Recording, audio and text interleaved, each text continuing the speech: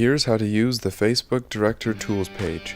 Once you're on the Director Tools page, you'll see a Facebook blue button that says Launch 360 Director Tools. A Finder window will open so you can locate the video you want to modify. Facebook 360 Director Tools will only allow up to 1.8 GB files. The center area, framed by what looks like a cell phone frame, will help you decide what you want to have in the image. That frame is the visible area during playback.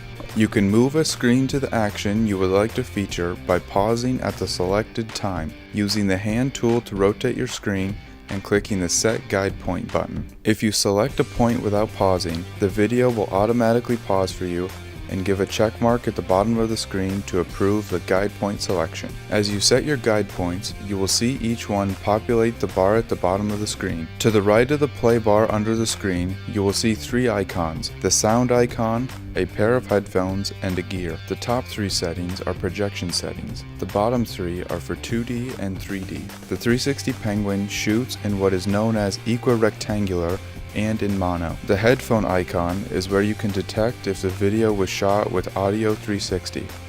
This will enable more of an immersive experience. The sound icon can be used to set the overall volume of the video. Once you have everything as you want it, click the Facebook blue download button. This will process your video and get it ready to post.